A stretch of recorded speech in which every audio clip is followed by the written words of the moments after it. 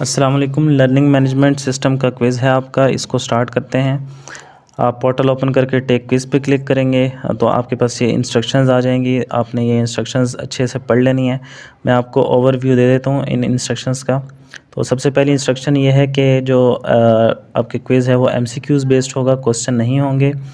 फिर उसके बाद जो इंस्ट्रक्शन है इसमें आपको बताया जा रहा है कि आपको ऑनलाइन जो है वो क्विज़ अटैम्प्ट करना होगा, जो आपका पोर्टल है उस पर जाकर। उसके बाद हर एमसीक्यूज़ के लिए आपके पास 90 सेकंड्स का टाइम होगा, लेकिन क्योंकि आपका इंटरनेट अनस्टेबल हो सकता है या किसी भी वजह से आप कनेक्शन लॉस कर सकते हैं, तो आपको चाहिए कि आप 60 सेकंड्स के अंदर अंदर अपना राइट चॉइस जो है वो सिलेक्ट करके अपना एमसीक्यूज़ सेव कर लें। उसके बाद आपका जो क्विज़ है वो यूनी डायरेक्शनल है, यानी सिर्फ फॉरवर्ड जो है वो मूव करेगा, वो बैकवर्ड नहीं आएगा। यानी कि अगर आपने कोई एमसीक्यूज़ जो है वो छोड़ दिया कि भाई इसको मैं बाद में अटैम्प्ट करूँगा, तो आप वापस उस एमसीक्यूज़ पे नहीं आ सकते। वो एमसीक्यूज़ आपका लूज़ हो जाएगा, आप उसके मार्क्स जो है वो लूज़ कर देंगे। आपका जो क्विज़ है वो सिर्फ फॉरवर्ड मूव कर सकता है, यानी आपको तरतीब के साथ 1 2 3 4 से लेकर 10 तक सारे एमसीक्यूज़ एक ही डायरेक्शन में अटैम्प्ट करने होंगे। वापस आप उस एमसीक्यूज़ के ऊपर नहीं आ सकते जो आपने छोड़ दिया था। इसलिए आपको चाहिए कि आप मेक श्योर करें कि आपने सारे एमसीक्यूज़ जो है वो तरतीब से अटैम्प्ट किए हैं। उसके बाद कह रहा है कि do not press back button और बैक स्पेस बटन। आपने जो बैक स्पेस बटन या फिर बैक बटन प्रेस नहीं करना जब आप क्विज़ अटैम्प्ट कर रहे होंगे, क्योंकि अगर आपने ये बटन दबाया, आप जो क्वेश्चन अटैम्प्ट कर रहे होंगे उसको आप लूज़ कर देंगे, आपके मार्क्स कट जाएंगे। उसके बाद कह रहा है do not refresh the page. आपको पेज जो है वो रिफ़्रेश नहीं करना जब आप अटैम्प्ट कर रहे होंगे क्विज़, स्पेशली तब जब आपका एमसीक्यू जो है वो सेव हो रहा हो या फिर क्वेश्चन जो है वो टाइम आउट हो जाए या फिर लोडिंग हो रही है नेक्स्ट क्वेश्चन। उसके बाद एक बहुत इंपॉर्टेंट बात यह है कि आपका जावास्क्रिप्ट जो है वो इनेबल्ड होना चाहिए। अगर आपका जावास्क्रिप्ट इनेबल्ड नहीं होगा तो आप क्विज़ अटैम्प्ट नहीं कर पाएंगे। आप जब स्टार्ट क्विज़ करेंगे, अगर आपका जावास्क्रिप्ट इनेबल्ड नहीं है तो ये ऑटोमेटिकली आपके पास आ जाएगा और आप इसको इनेबल करके अपना क्विज़ जो है वो स्टार्ट कर सकते हैं।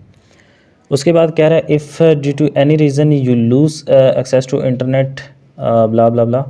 तो अगर आप इंटरनेट एक्सेस लूज़ कर देते हैं तो आपने घबराना नहीं है। आपका जो जहाँ से आपने एमसीक्यूज़ छोड़े थे, यहीं जहाँ से आपका कनेक्शन डिस्टर्ब हुआ था, वहीं से आपका दोबारा से जो है वो क्विज़ स्टार्ट होगा, उसी क्वेश्चन से जहाँ से आपने छोड़ दिया था due to connection failure.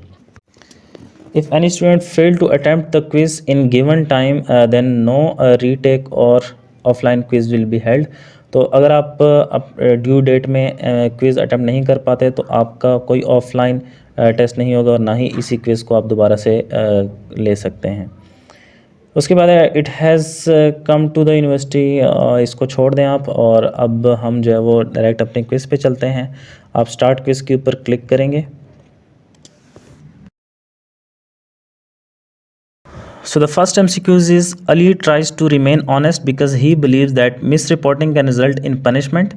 This is an example of which of the following level of morality: conventional, pre-conventional, post-conventional या फिर अल्ट्रा कन्वेंशनल। तो इसका आंसर है कन्वेंशनल। तो आपने कन्वेंशनल के बबल को फिल करके click to save answer and move next पे क्लिक करना है।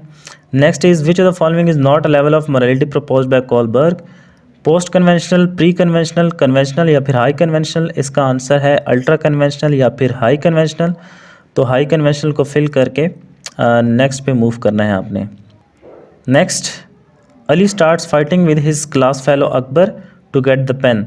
This is an example of relational aggression, exert aggression, instrumental aggression, hostile aggression. Correct answer is instrumental aggression. Dash theory proposed that child development is dependent on his/her interaction with more expert adults and his/her culture. Social learning, psychosocial, social cultural या फिर psychosexual. So social cultural is correct answer. Slap to other child is an example of what type of aggression?